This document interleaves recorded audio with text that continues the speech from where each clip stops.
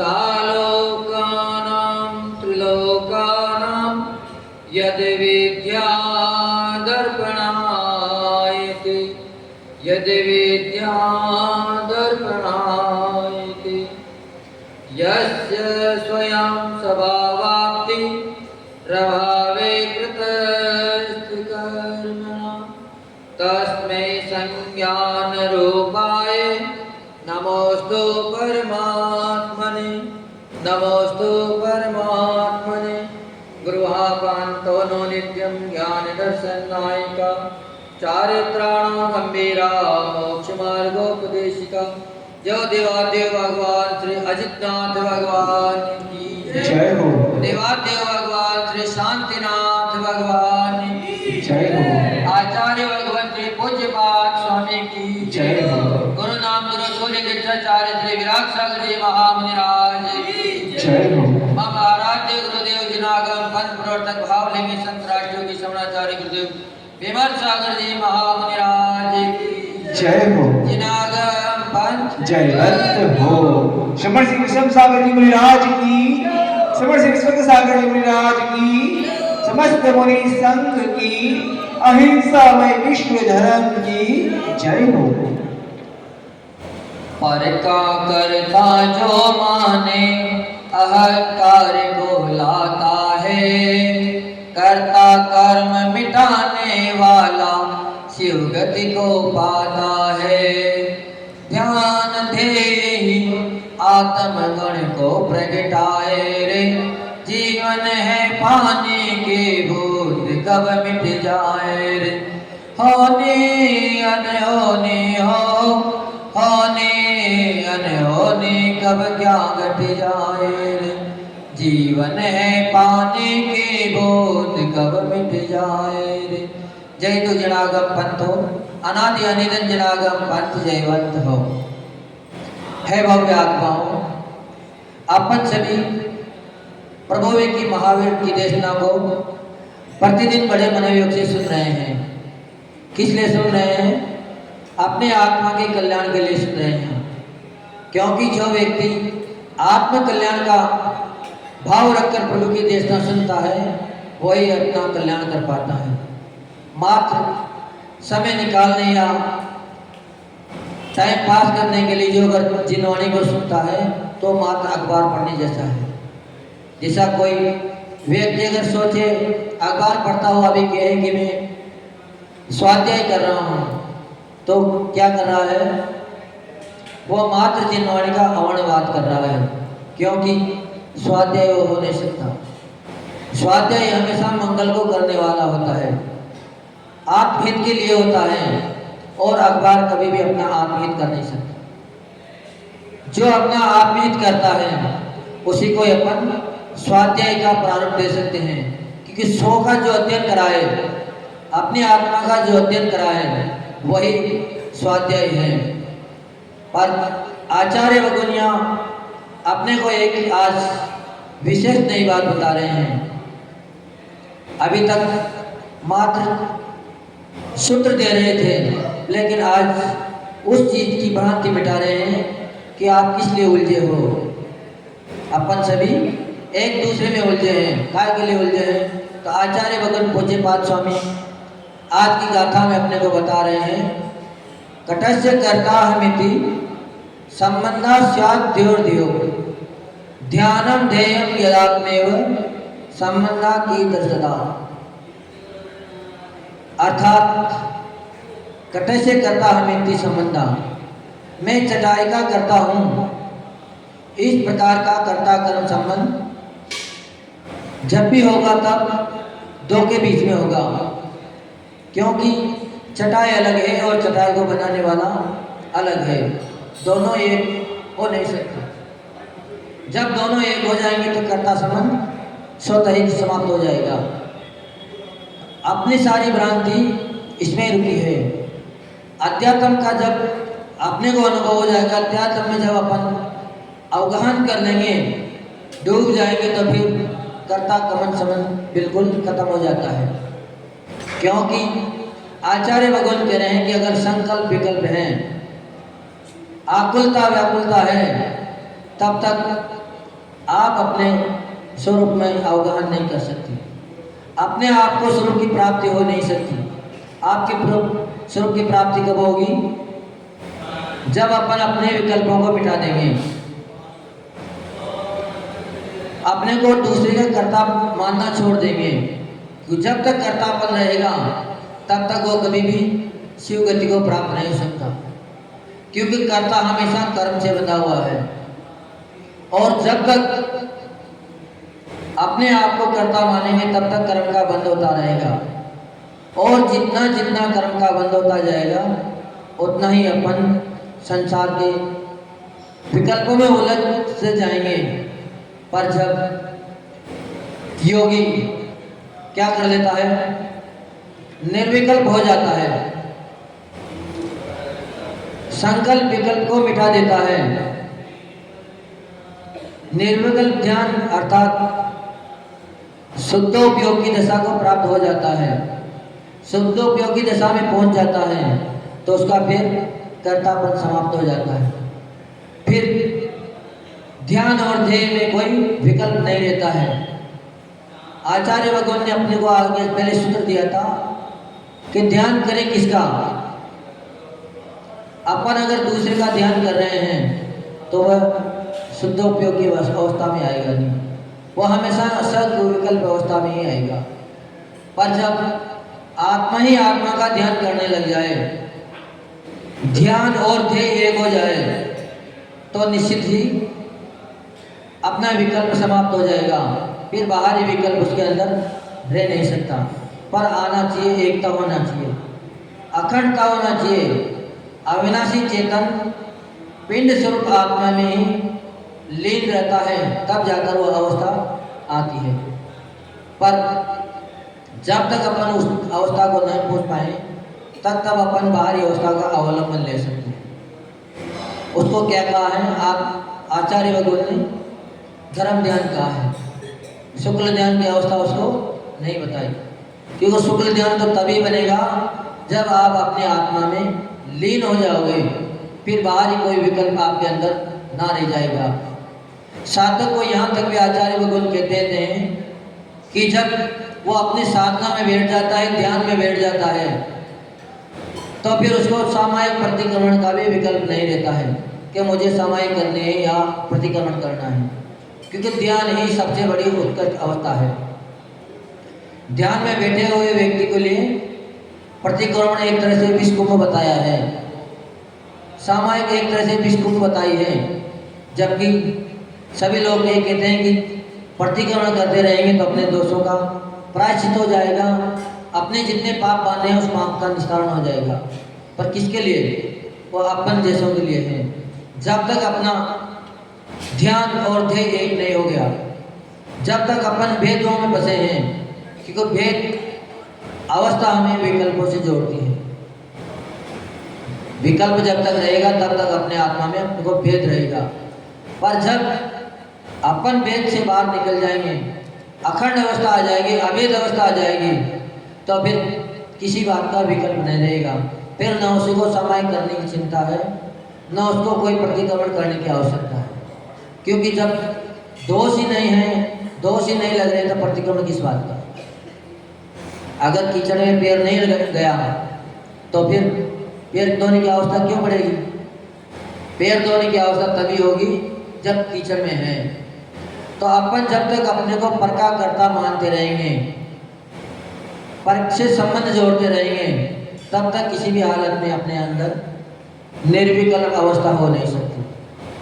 और आत्मा और शरीर तो मानो दूध पानी की तरह अनादि से एक साथ आ रहा है।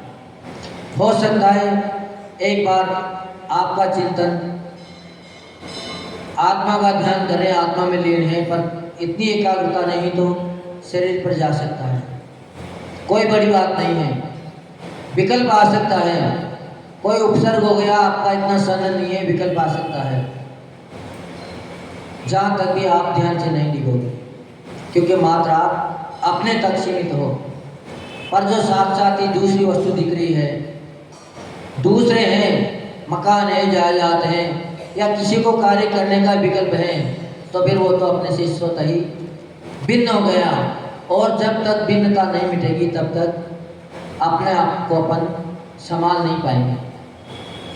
पर जैसे ही भिन्नता मिट जाती है तो अपने आप को स्वतः ही संभालने में, विकल्प मिटता ही अपने आप को संभालने में सुविधा हो जाती है।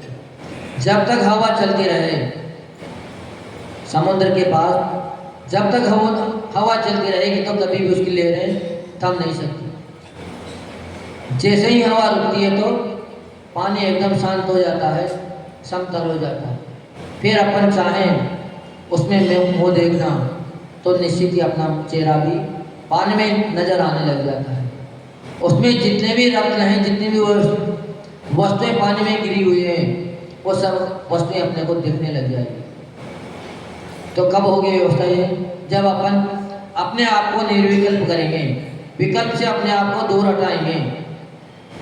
और अपन तो हरदम विकल्प को लिए हुए हैं, अपना स्वयं का विकल्प है सो तो है, पर साथ ही इस पूरे संसार को विकल्प अपने पास है जिससे कोई मतलब भी नहीं है,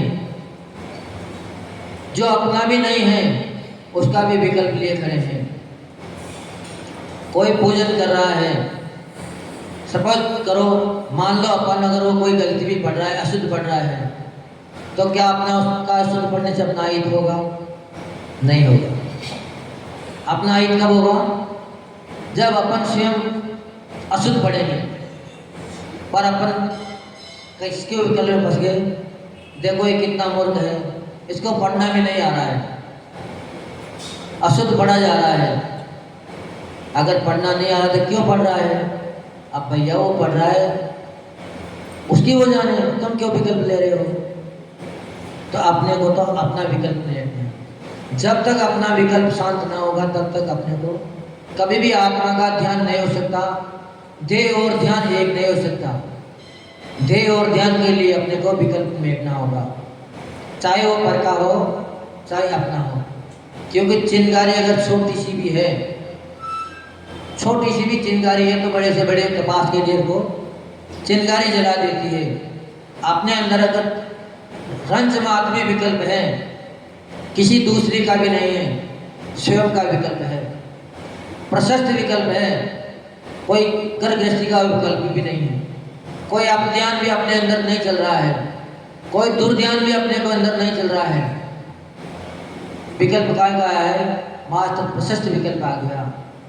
और छोटा सा विकल्प भी बंधन में कारण बन गया। मुक्ति मिलनी थी पर कितना बंधन करा दिया, 33 सागर का बंधन करा दिया। उनका विकल्प कोई बाहरी विकल्प नहीं था, अच्छा विकल्प था, प्रशस्त विकल्प था।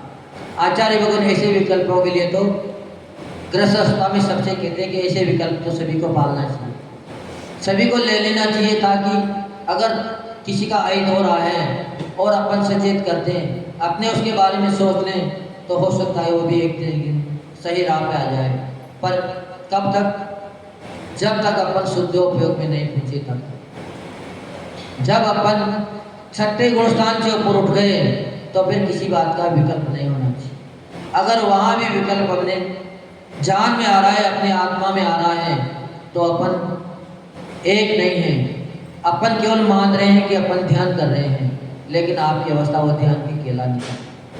क्योंकि जो व्यक्ति ध्यान कर लेता है वो तो वास्तव में एक हो जाता है, फिर उसको भेद मिट जाता है। जिसका वो ध्यान करता है उसी रूप वो हो जाता है।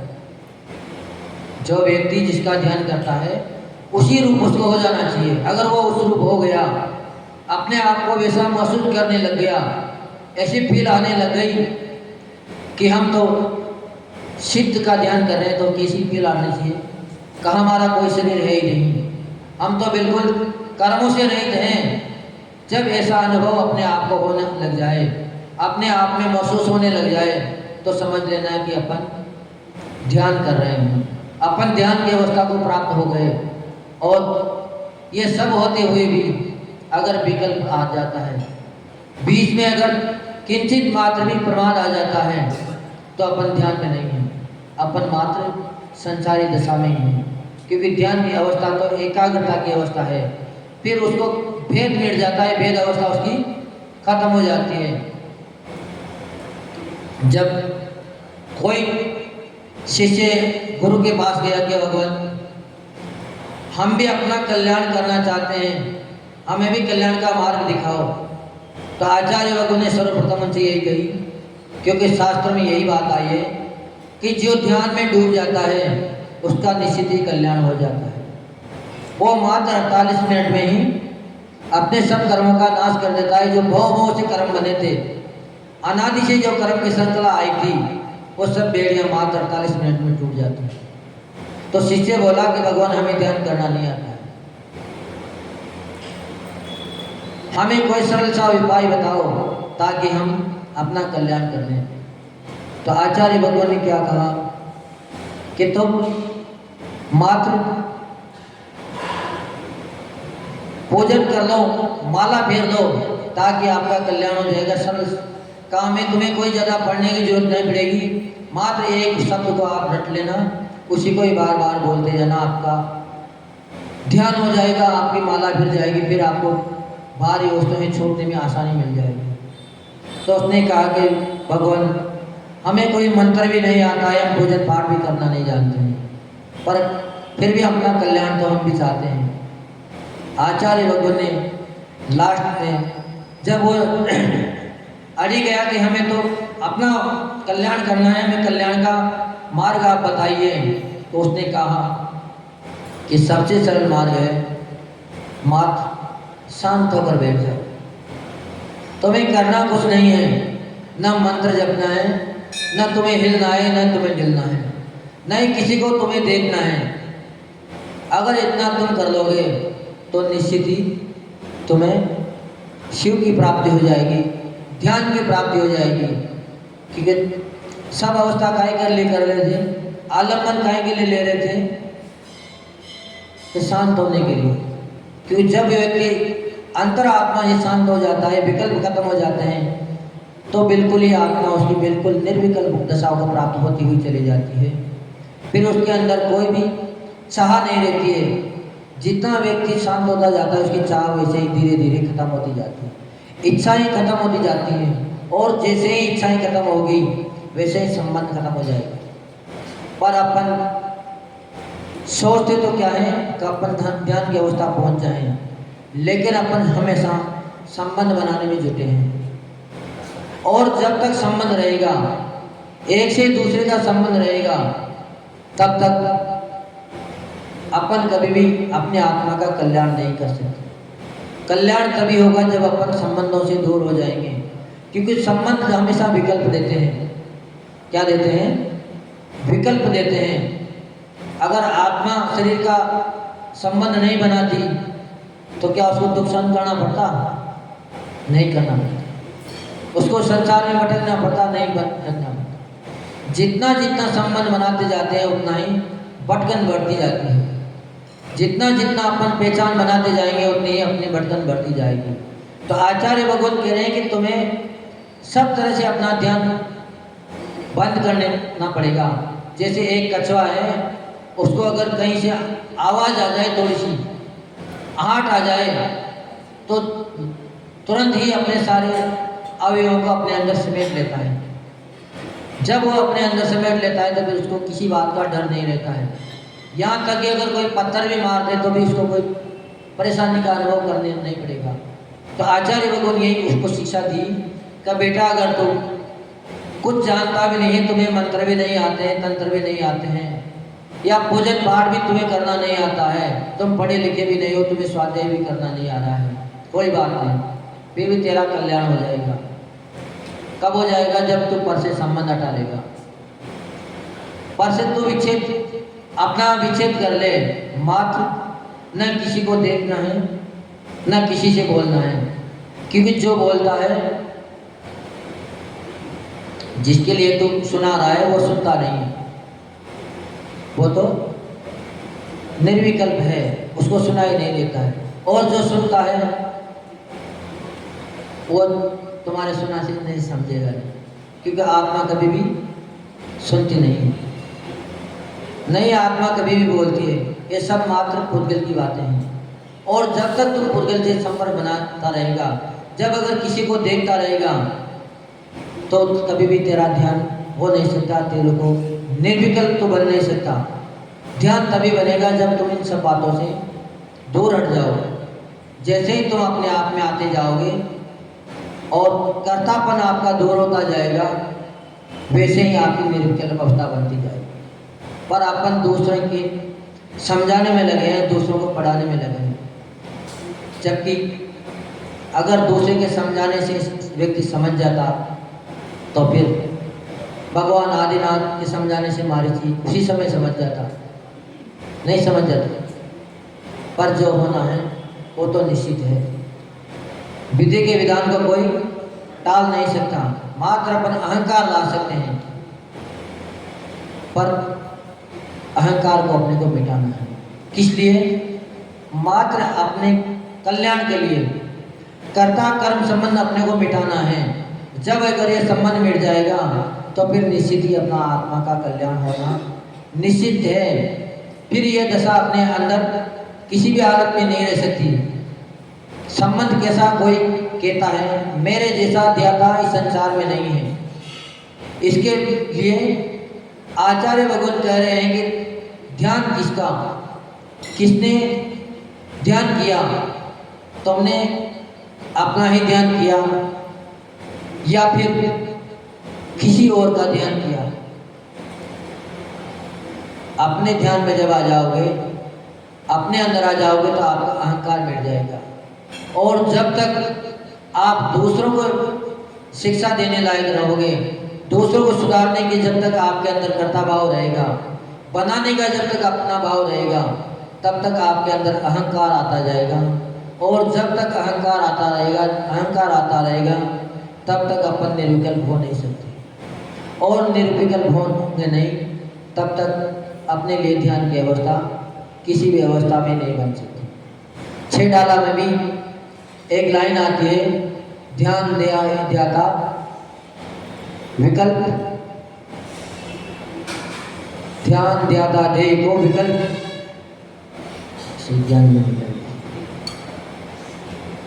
जब अपना कहने का मतलब ध्यान, ध्येय और ध्याता तीनों एक हो जाएंगे। अपन किसका ध्यान कर रहे हैं, किस लिए कर रहे हैं, कौन कर रहे हैं, ये सब भेद जब मिट जाएगा तब अपनी ध्यान की अवस्था बन पाएगी। और जब ध्यान की अवस्था बन जाएगी तो अपने निर्विकल्प अवस्था निश्चित ही अपने अंदर आ जाएगी और अपन सुख को प्राप्त हो जाएंगे। काय को प्राप्त हो जाएंगे? सुख को प्राप्त हो जाएंगे। लेकिन सुख तो मोक्ष में है ही नहीं। सिद्ध के भगवान के जितने भी 8 गुण हैं उनमें कहीं भी सुख का नाम आया नहीं है। आया है? कहीं भी सुख का नाम 8 गुणों में नहीं है। अव्यभात गुण का नाम उसमें आया है, अगुरु लघु नाम उसमें आया है, पर सुख का नाम कभी नहीं आया। जब तक अपन सुख की चाह भी करते रहेंगे तब तक भी अपन अपने आप में नहीं पहुंच सकते। अपन निर्विकल्प हो नहीं सकते कि सुख भी एक विकल्प की दशा है। जब अपन सुख से भी ऊपर उठ जाते हैं, सुख को भी अपन तिलांजलि दे देंगे, तब जाके अपनी निर्विकल्प अवस्था खत्म होगी। और जब निर्विकल्प अवस्था आ जाएगी तो निश्चित ही अपन उस वस्तु को प्राप्त कर लेंगे। आचार्य भगवान कहते हैं कि जैसे व्यक्ति आगे बढ़ने की कोशिश करता है तो कितना भी प्रयास करेगा, ब्रह्मचारी अवस्था में या कपड़े की व्यवस्था में, पर उसका 7वां गुणस्थान कभी भी नहीं बन सकता। पर आचार्य भगवान एक उदाहरण देते हैं कि जब भी व्यक्ति दीक्षा लेने के लिए तत्पर होता है तो जैसे ही उसके दीक्षा के संस्कार होता है वो निश्चित ही एक बार 7वें गुणस्थान में स्वतः ही पहुंच जाता है, जबकि उसका कोई अभ्यास भी नहीं था। क्योंकि उस समय उसका चिंतन कहाँ लगा रहता है? मात्र अपने आत्मा में लगा रहता है कि हम भी सिद्ध जैसे बनने जा रहे हैं तो उसको बाहर के विकल्प खत्म हो जाते हैं। और जैसे ही बाहर के विकल्प खत्म होते हैं तो निश्चित उसका 7वां गुण बन जाता है, वो भव पार होने की दीक्षा प्राप्त कर लेता है। और फिर धीरे धीरे उसी के अभ्यास में लग के अपना कर्ता कर्म संबंध जब मिटता जाता है तो अपन निश्चित ही उस अवस्था को प्राप्त हो जाएंगे। भिन्न अवस्था को जब छोड़ देंगे, क्योंकि जब भिन्नता बनती है तो 2 पदार्थों में बनती है। जब भी संबंध बनता है तो 2 पदार्थों में बनता है, चाहे शरीर आत्मा का हो, चाहे पति पत्नी का हो, चाहे किसी भी वस्तु का अपन संबंध बनाए। जब भी संबंध बनेगा दो के बीच में बनेगा, एक के बीच में कभी भी संबंध नहीं बन सकता। आप अगर इकल्ले बोलते जाएं और दूसरा अगर उसका जवाब ना दें तो आप कितनी देर बोलोगे? 1 घंटा बोल लोगे, 2 घंटा बोल लोगे, पर 24 घंटा आप बोल नहीं सकते। पर अगर आप सोच लो कि हमें मौन रहना है तो आप 24 घंटा नहीं, पूरी जिंदगी मौन रह सकते हो, क्योंकि मौन स्वयं के लिए था, स्वयं का विषय था, एक विषय था। और बोलेंगे तभी जब उसका कोई विपक्षी होगा।